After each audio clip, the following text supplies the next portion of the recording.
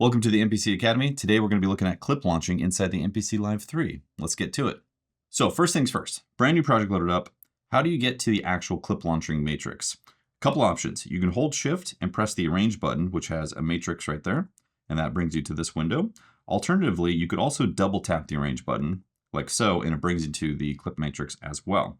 And thirdly, you can go into the menu and select clip matrix right here. So three options to get you into the same window right here. Now, how do you make a clip?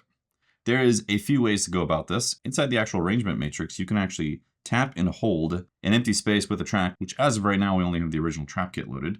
So we can hit create, and now we've created a clip that we can add MIDI into this particular track. If we tap it, the clip will start playing. There's no MIDI information right now, so you're not gonna hear anything. But you can tap record, and now it says preparing to record. If you hold the record button, you'll get options right here. You can start recording to the clip, to the arrangement window, even settings like record to selection, record overdub then clip, record overdub or clip, and clip. You can also choose what happens after you're done recording. Clip record to overdub or just start playing. So if you don't want to accidentally overdub some stuff, it just immediately starts playing the clip. I'm gonna leave that on overdub for now. You also have options to arm a single track or multiple tracks, and you can set up fixed length of the clip. So if you know that you're gonna be playing 4 bars or 2 bars, you can set that up accordingly right here. Or if you just want to freestyle for however many bars, you don't know how many it's going to be, you can uncheck fixed length, and then you have a free form recording right there. Again, really nice for piano improvisations or ambient tracks. I'm going to leave fixed length on for now. So we can actually record something. So let's do that.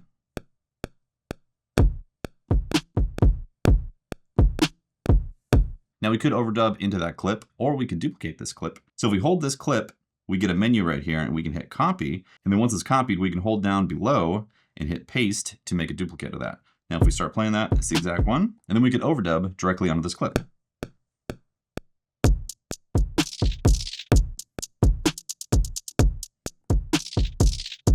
So now we can go back and forth.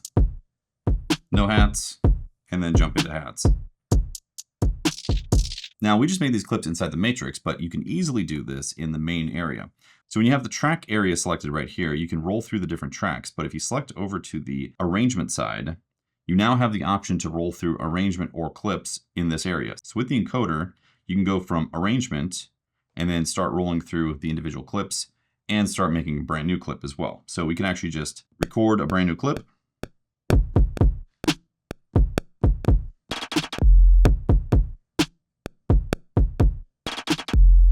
So that's clip 3. If we go back into the clip matrix by double tapping arrange, you will see we have 3 options, 3 clips. And also in this main area, if you want to just duplicate the clip that you just made to do some overdubs as well, you can hit this button right here.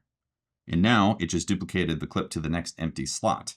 So once again, if I double tap arrange, you'll see the 4 clips that we've just made. Then what about MIDI and audio? What if we want to take it a step further? So off to my side is a Moog Labyrinth, and we're going to use this as a demonstration for recording external synthesizers into the MPC with clips. Quick note on how I have this set up. I have a MIDI cable coming out of the MPC Live III port A output, and it's going into the MIDI input of the Labyrinth.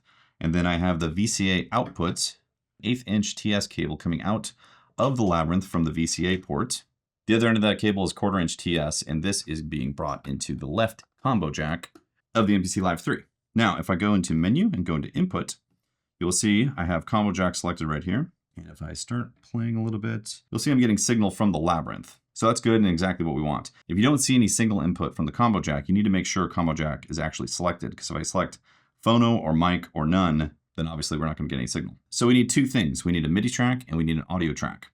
So let's make the MIDI track first. We're going to go right here, MIDI. In the MIDI page, we're going to go output, MPC A is what we're using. And if I tap the notes, you're not going to hear anything because we're not listening to the output yet. Okay, now in order to listen to the output, we're going to need another track, and we're going to say audio track right here. We're going to label this real quick as lab. And then monitoring, we're going to turn the monitoring on, and we're going to change the input to input 1 because input 1 corresponds to the left combo jack on the back. Now, if we go over to our MIDI, we are officially hearing output from the Labyrinth. So let's change the notes. Let's go maybe A minor. Now, let's make some clips. So we're in the MIDI page. If we go over to the arrangement side of the MIDI page and then roll over 1, we are now in the first unused clip, and we can go create clip. And now it's a 2-bar clip. We could adjust this if we want, you know, maybe make it 4 bars, etc., etc. Or we can even record it without any bar limitations. In fact, if we go to another bar, you can see fixed length. We can actually turn fixed length off. But for now, we're going to keep fixed length on for this. We'll just keep it at 2 bars. Also, for our kit here, let's have the second one play. Yeah, so this is clip 2 that we made. Now we're going to go back to the MIDI. We're going to record into a clip. See what happens.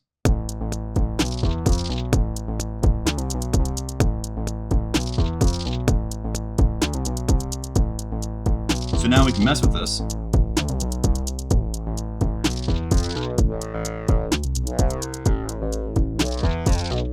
Now what we want to do is record this into our audio track.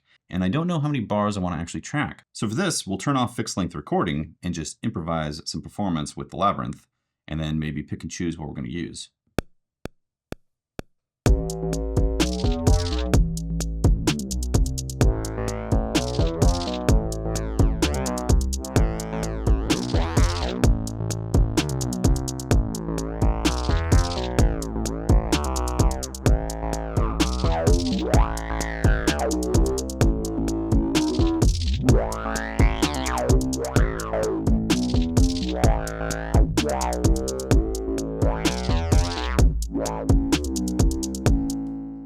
We recorded about 16 bars. There was a little bit over, so it ended up making it 17 bars. But if we double tap this audio region, we can actually edit this clip right here at like so. Now this is not snapping at the moment, and it's also technically in grid mode. So what we need to do is tap clip, and then we should be able to adjust the actual clip length right here. Yeah, so we can put that down to 0. So it's officially exactly 16 bars right now.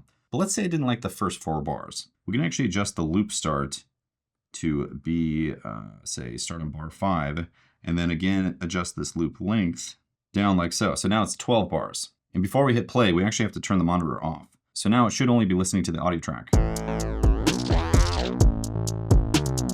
think I'm going to just take those 8 bars right there. So let's go back into the clip right here, and we're going to say 8 bars total in loop length. Now if we go over to the arrangement view, you can see our clips being made right here. And what's interesting is we have drums that are a 2-bar loop, and we have an audio track that's an 8-bar loop now. With the way the clip launching is now in MPC 3, this is something that is way more convenient and easier to do than it was in the past. So really nice to have these options like this. Let's add some like chordal stuff on top of this. So we're going to do a new track. We're going to go plugin. We're going to go sounds. Let's go analog dreams. Maybe plucks.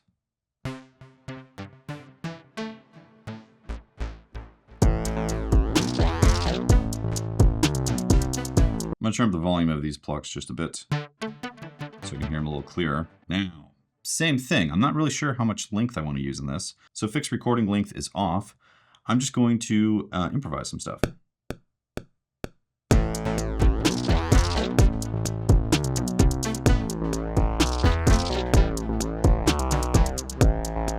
I think that works. So that ended up being 5. We're going to turn this down to 4. And before we get too far down the road here, I'm going to do a little FX mixing type of stuff to this labyrinth sample. I want some delay to wash it out a little bit. Also vintage filter. We're going to put this on here.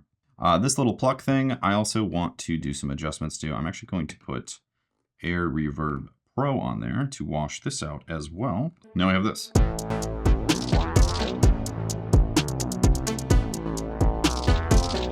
Let's name this plugin Plucks for now. And I think I'd like to add another plugin as well. This one I think is going to be an actual pad.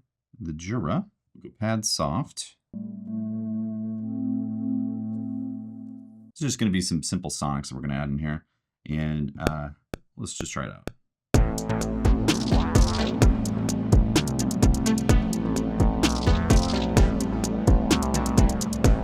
Yeah, we'll keep it at 4 bars. Just the length to that. Let's just hear this as well. Looks like I was off. I'm going to fix this real quick and put it at the start and put it right at the 1. Same thing for this. I'm going to add some Air Reverb Pro. We'll go Air Flavor Pro.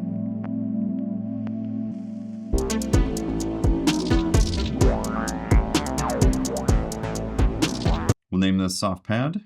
So we have 4 elements currently in this mix.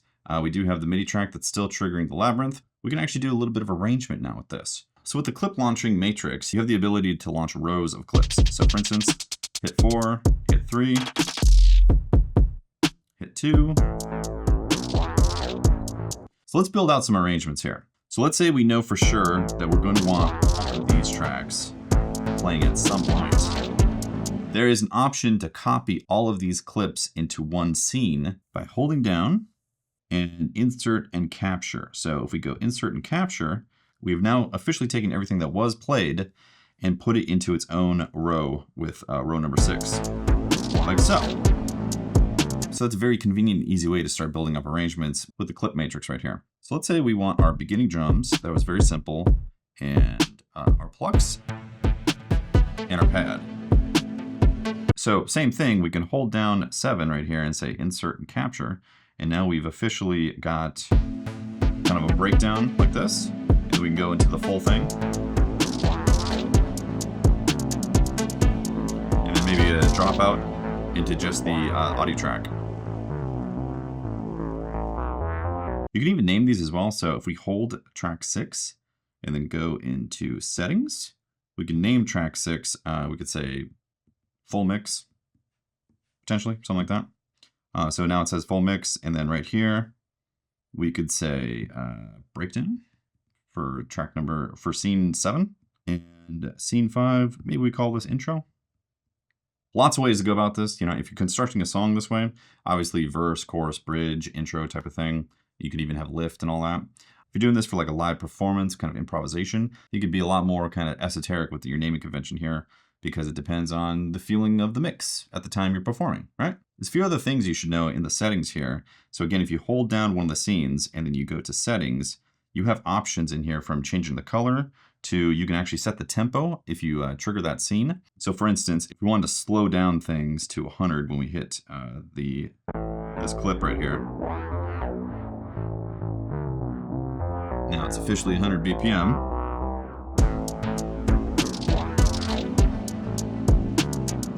And let's say the breakdown, for some reason, we wanted to set this back up to 128. Just for an example. And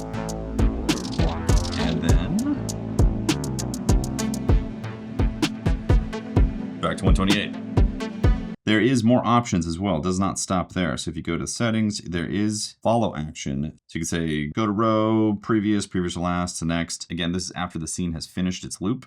You can even do random and include this particular scene, or you can do random exclude this scene, or even back to arrange, which is interesting as well. A lot of power and options for live performance in this. In addition to scene settings, there's also clip settings as well. So if we go over to our audio track that we made with the Labyrinth, we hold this down and go settings. You're gonna have options for these clips as well, including naming the clip, changing its color, launch quantization. So if you don't want it to launch from whatever the default is, which is currently 1 bar, you can actually change this to say at the end of 4 bars, you know, or 8 bars, like it wouldn't launch until it reaches the end of 8 bars, or you can go even as granular as a 64th note for launch quantization. Also launch mode, there is trigger and toggle. So you can trigger it from the beginning or toggle it on and off essentially. And then finally, there's legato. What you can do with this, I'm going to switch this other clip to legato as well. So both these clips are legato right now. So what this does is if I play the intro right here, when I go to the full mix, it's going to just jump directly into wherever it was for the audio track. So for instance, see, it started in the middle because it's legato. So this is really powerful because you can have long audio tracks and have them jump in between sections of the audio track and not have to restart from the very beginning. With the legato mode. And that works also for MIDI tracks as well. So same exact thing. If you want the MIDI track to go halfway through and then jump into the middle of the next MIDI track, you can do that with the legato mode. Finally, there is settings for this whole page as well, the launch config. And this is where you can adjust things like tempo, default length bars, quantization. Like I said earlier, it's currently 1 bar. We can change that to either off, 8 bars, 16th note, 8th note. It doesn't go all the way down to 64th note. You can also choose what happens to say tapping a clip selects it, show the arrangement track in the clip mix. So if you turn this off, that arrangement bar on the top is gone in case you don't want to see that. And options for the clip launch pad mode as well, which I didn't talk about, but if you want to launch clips via the pads themselves, you go down the bottom where it says pads and it currently says notes, which means that these are currently going to notes of the track. If you switch to clip launch, and you can see there's a box right here and this will launch whatever is currently selected. Pretty straightforward. If you want to move this box, you have this option right here to go through that. You can also go with row launches as well. So you'd have access to 16 rows, and the top one would be arrangement, as you can see. Next one over, etc., etc. Let's go to the 8th track, 8th row. To round things out, there is some convenience launch modes for the step sequencer for the MPC Live III here. And if you go to set and clip launch, now whatever track you have selected in the matrix right here will be reflected in step sequencer buttons right here. So as you can see, this is pulsing green, and that's because this is selected at the moment. So if I were to select the first one, see how it launched that first clip, and then the second clip. Next one, etc., etc.